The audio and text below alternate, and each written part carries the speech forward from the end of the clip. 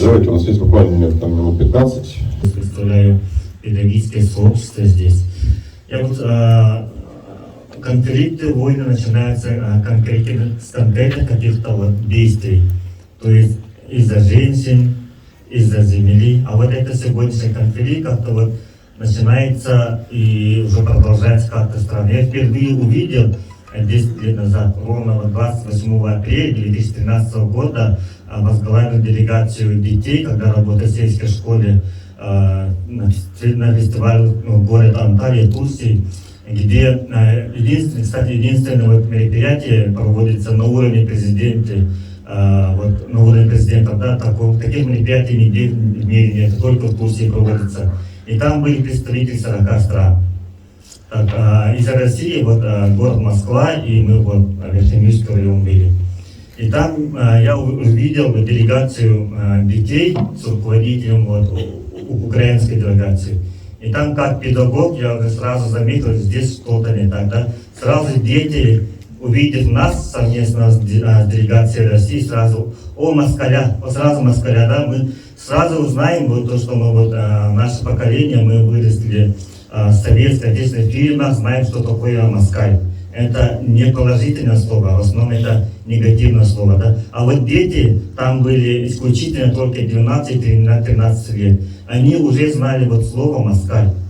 Прям я как педагог уже сразу знал, здесь что-то не так уже идет. Через сколько лет какой-то вот такой конфликт начнется. Вот уже мы имеем плоды свои, да? И у меня вот два вопроса из этого. Первый вопрос. Почему мы смотрели на это? Вот эти учебники украинские, да? Там уже с первого класса, с детского сада, там уже учили к фашизму. Почему Россия смотрела на это? Это первый вопрос. И второй вопрос.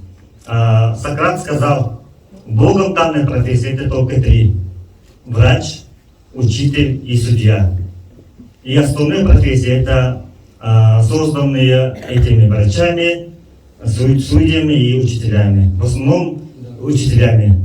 Сегодня Украина, вот все эти профессии работают против человечества. Значит, педагоги работают против человечества. Я не знаю, как, я не врач и не судья, поэтому не могу сказать, но тем не менее могу уже утвердить, что учителя уже, наверное, выпустили таких врачей, которые не соблюдают клятву Гиппократа или не соблюдают какие-то вот законы, да, против всего этого. Поэтому я уже боюсь, как педагог. У нас есть термин предзапущенность. Если какие-то вот медицинские ошибки можно исправить другой врач, более профессиональный, хирургическим путем, таблетками, можно исправить любой диагноз практически, да, кроме, вот, вы говорите, вот онкологии, да, кроме онкологии. И второй вот судья, другой судья вышестоящий может отменить решение вот судьи другого, да, а вот предзапущенность, ошибку педагога никто не может уже исправить. Да, поэтому у меня второй вопрос. Мы сегодня закончим, победим, да, а вот реальная победа, как педагог, я смотрю, будет через 30-40 лет. Согласен с вами. Отвечаю на первый вопрос. Это 2014 год. Мы в 2014 году тоже,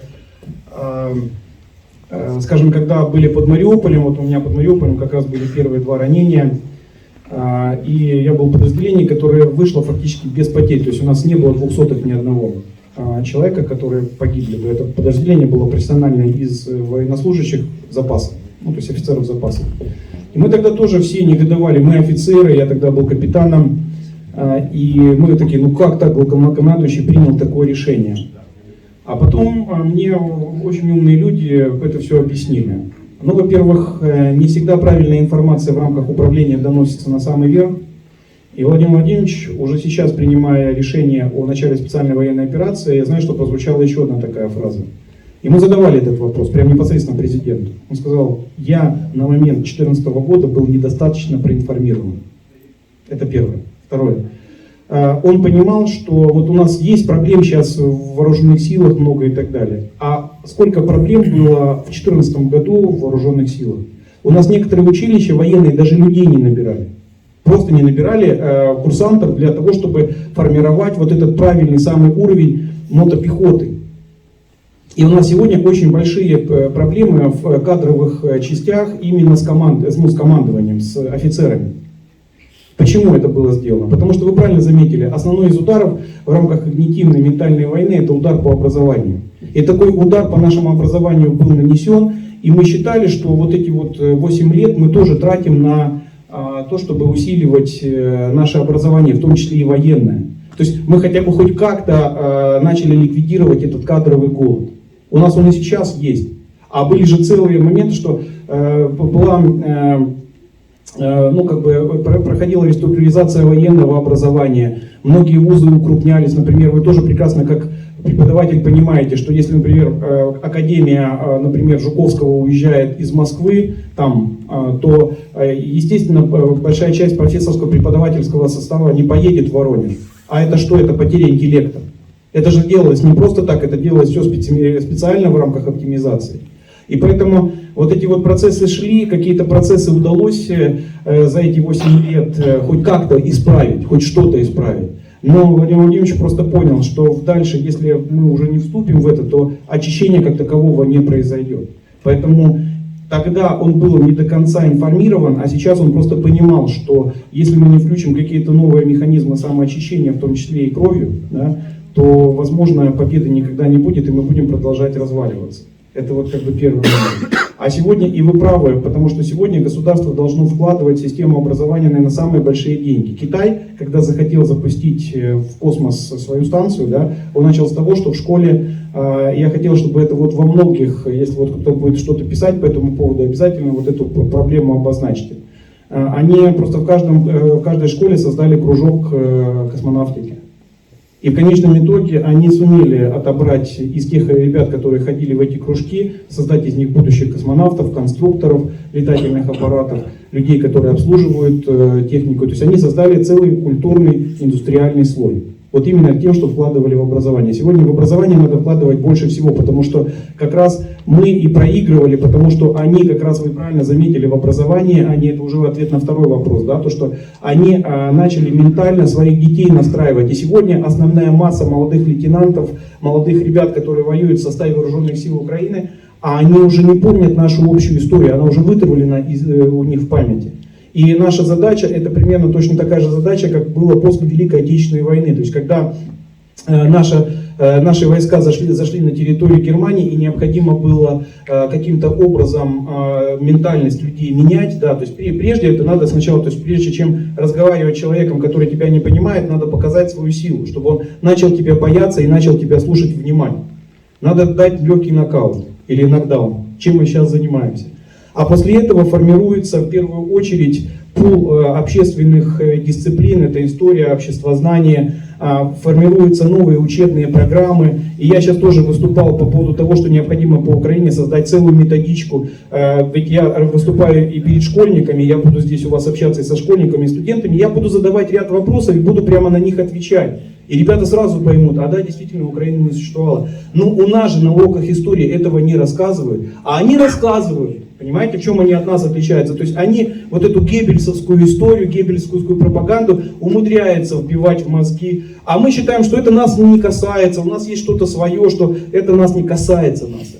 И поэтому и президент и говорит, нам необходимо пересмотреть подходы по истории. На Валдайском форуме в 2021 году он сказал, обществу нужна дискуссия о создании новой идеологии России. Он же об этом уже в открытую сказал. А либералы говорят, нам идеология не нужна, потому что у нас в Конституции забито, что мы ни в коем случае. А у других государств, даже на Украине, мы видим, фашистская идеология внедряется со школьной скамьи, и это вы заметили, правильно заметили, внедряется в головы молодых ребят. А в 2013 году, а сегодня им сколько уже? 20 с копейками лет. Это те люди, это те дети, которые сегодня воюют с москалями. Понимаете, да? Вот это вот как раз вы в какой-то степени ответили в своем вопросе, ответили на него, как преподаватели. Сегодня мы в образование, если не будем вкладываться, мы и дальше будем вот эти инвестиции, которые государство вкладывает, я вчера даже объяснял, вот, например, там Лукойл или какая-то другая структура, Сибнефть будет вкладывать в свой корпоративный университет. Они же будут требовать обратной связи и повышения своей экономической эффективности всего своего предприятия, в которое пойдут вот эти инженеры, работники, которых они тренируют и учат в рамках своего корпоративного университета. Согласны? Да. Точно так же государство должно, если оно оплачивает, бюджетом оплачивает конкретного преподавателя, а вы знаете, что у нас сейчас проблема с физикой, с математикой, с политехническими дисциплинами, что является основой нового индустриального уклада нашей страны, будущего уклада. Потому что мы будем готовить специалистов, схемотехников, программистов, тех, кто будет создавать новые информационные технологии, которые толкают мир вперед. Я почему об этом говорю? Я ваш коллега, я читал в школе информатику. Фамилия моя Лютый, зовут Валерий. Хорошая фамилия. С первых слов скажу, что большое уважение примите лично от меня, от ветерана боевых действий Союза ветеранов Афганистана Республики. А вы РСВА или... РСВА, Я советник... Клинцевич. Тем более, уважение полное. Я руководитель исполкома Народного фронта. Здесь сидит актив, который старается все сделать, чтобы нашу страну не взорвали изнутри. Вот, да, это вот самое важное. То есть мы победим здесь, победим любого. И я, как афганец, служивший в разведке, все время разрываюсь, провожая наших ребят-добровольцев. Я понимаю, что у меня есть боевой опыт, я мог бы пользу принести там. Но так как я депутат парламента Республики Саха, я понимаю, что и здесь я нужен. Да. И я всегда вот это вот у меня дилемма, и может туда ехать. Конечно, понимаю, 61 год, 2 ранения, но я понимаю также, что и здесь есть фронт, наш фронт, вот написано, Народный фронт. Это не пустые слова, поверьте мне, вот у нас фронтовики здесь сидят, мы все помогаем людям, как можем. И здесь люди сидящие и делают именно то же самое. Вот теперь вопрос. Вот, понимаете, у нас, когда был Афганистан, там была интернациональная помощь, мы были воины ТРЦ. А мы понимали, нам говорили, главное, что мы делаем, чтобы враждебным не было в Афганистана, и там не разместили крылатые ракеты. Да, ядерные ракеты, правильно. Да, и мы защищали нашу страну. Но об этом мало кто знает, что мы защищали в то время и предотвращали войну.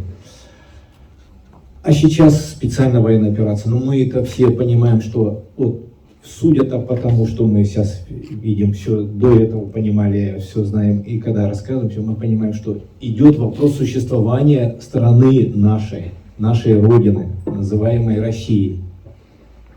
И почему тогда специальная военная операция, а не сказать, что это война, и война на сохранение, именно на победу нам очень важна, и как дорога она. Вот обозначить это. Я понял, я сейчас отвечу вам на этот вопрос. И второй вопрос, можно сразу? Да. Вы знаете, Россия сейчас борется не только за Россию. Есть страны такие, Китай там и так далее, которые понимают, они следующие на очереди. Да. И почему бы нам не сделать, а есть страны, которые мы разрушены Америкой. Там Сирия, там Ливан, многие арабские страны, которые есть воины настоящие с опытом, а семьи их погибли, да. И они бы хотели бы приехать. Я отвечу вам на... Вот. И почему бы нам не создать интернациональные батальоны, полки, которые бы добровольно приехали, помогали. Есть Северная Корея, дисциплинированные, есть там воины, которые желают приехать тогда. Это было бы помощь сейчас. Есть такое понятие ментальность, которая формируется в том числе и в рамках формирования тебя как специалиста. Ну, у нас Владимир Владимирович кто? Юрист. Он юрист. Да? И мы еще находимся вот в каких-то шорах, что с миром можно поговорить вот на уровне юридических каких-то терминов, да, то есть терминов, принятых в международном сообществе. Мы в декабре 2021 года пробовали документ даже подготовить. Ребята, не переступайте, пожалуйста, вот эти границы. Они были выверены все, выверены до последнего юридического термина. Но тем не менее, мы делаем все для того, чтобы к нам можно было меньше придраться.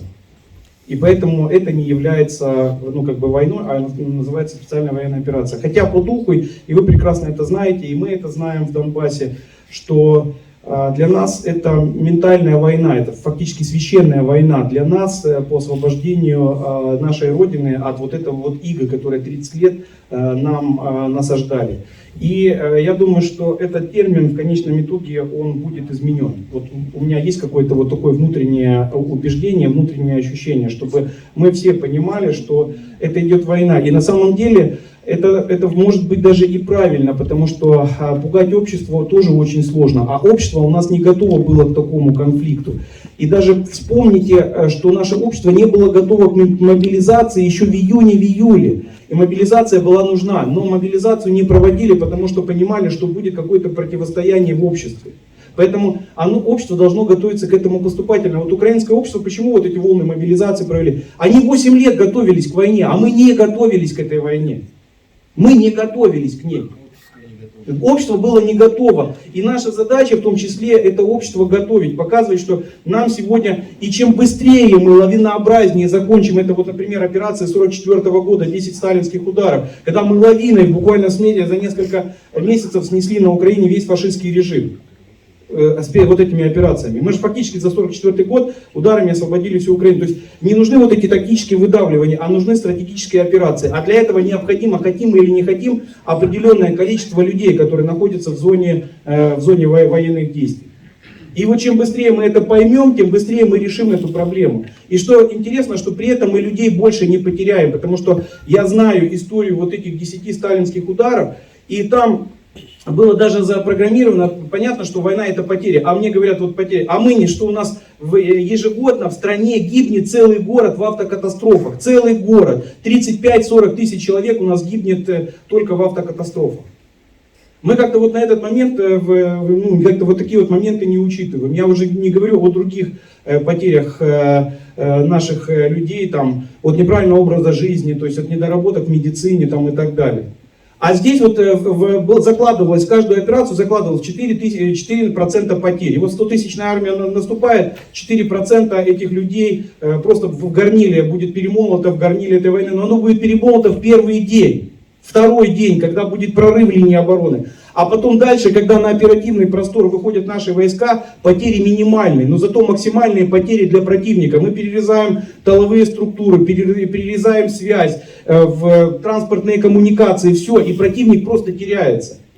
А сегодня мы не делаем этого. Сегодня вот мы пробуем подавлять, а с той стороны идут боеприпасы, западное вооружение и так далее. А когда вот эти артерии стратегическими операциями будут передавлены, все, война прекратится. Там паника начнется. Я помню просто панику Дебальцева в 2015 году, Мариуполя, какая паника у них была. Ведь азовцев мы вот так вот сломали. Я просто один из тех, кто участвовал в выводе гарнизона Азовстали. Сломали мы их, сломали там.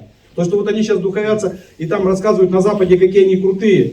Да никакие крутые были, они под ногтем у нас были. Мы их Редиса вывозили в ресторан на переговоры. Иди сюда, поехали разговаривать с тобой будем. И он выезжал, и мы с ним разговаривали. И в конечном итоге он вывел гарнизон в 2500 человек. Оттуда. И они все сдавали оружие, я там внизу принимал это оружие. Не вот эта вот картинка, когда вот показывали, их обыскивали, а я был там внизу, до вывода вот этих колонн. Это ответ на первый вопрос. Ответ на второй вопрос. У нас болеет общество, и война это показала, что общество болеет. Армия это производная от общества. Производная. Я лично Ельницкому, советнику министра обороны, дважды докладывал, что необходимо создание Народно-освободительной армии Украины, в скобках, Киевской Руси, для того, чтобы сметить информационное поле, что, вот вспомните, опять-таки, Великая Отечественная война, 1944 год, кто Польшу освобождал? Красная армия и войско польское, которое потом во многом стало кадровой базой для современного польского социалистического государства. Да? Почему сейчас не создать? И сегодня есть такая потребность. Сегодня Игорь Марков только объявил о создании военного подразделения из одесситов. Больше 1000 человек туда записалось. Да? Мы можем создать армию из тех людей, которые сегодня готовы отстаивать свои права дать. А мы их разбираем, то есть по каким-то другим воинским подразделениям. А надо создавать кулак. Почему? Мы информационно смещаем. Россия помогает русским людям, которые жили на территории современной Украины, помогает освободить свое государство от фашизма. Я не услышан, уже более полугода не услышан. Второй момент. По поводу интернационального, это правильный вопрос. И мы начинали эти технологии отрабатывать, потому что как раз в нашем подразделении был взвод, первый взвод интернациональный, в который входили сербы, колумбийцы, аргентинцы, которые приезжали со всех весей мира. Почему? Потому что мы должны говорить о том, что сегодня на территории Украины идет война с НАТО, идет война с современной глобальной системой, глобализацией, покорением мира. И что туда готовы приехать жители многих государств, которые готовы на этой территории дать по фейсу странам НАТО за то, что они творили на их территориях этих государств. Создание интербригад. Сейчас уже первое появилось, начали сербов готовить. Но тем не менее я считаю, что мы уже проворонили этот момент. И я тоже об этом говорил еще на докладе, как раз даже скажу какого числа. Это был предпоследний день в последний день вывода гарнизона Азовстали. Я лично ездил на Фрунзенскую площадь и говорил о том, что необходимо создание интербригад. И главное, чтобы поехали бы люди, у нас было бы и северокорейский полк, и колумбийский взвод, и там вот у нас было бы все. Вот очень много людей бы на территории Украины отстаивало бы мир от вот этого глобализма. Вы здесь правы, и на самом деле мы стараемся такие идеи продвигать. Но опять-таки, ментально сегодня, к сожалению, это не готово. И те люди, которые доносят информацию до первых лиц государства, к сожалению, эту информацию в какой-то степени отфильтровывают. Я это вижу, я это знаю. Так, ну Поэтому что, коллеги, все, заканчиваем. да, у нас очень сильно мы вышли из тайминга. Все, спасибо. Да, давайте поаплодируем нашего спикера. Перед тем, как его отпустить со сцены, слово просто представитель Якутии Юрий Кириллович Гаврилев. Вам слово. Спасибо, Игорь. С Игорем знакомы всего лишь 2 дня, уже как родной. Разреши вручить благодарственное письмо от имени главы Республики Асения Сергеевича Николаева за хорошую работу сегодняшнюю.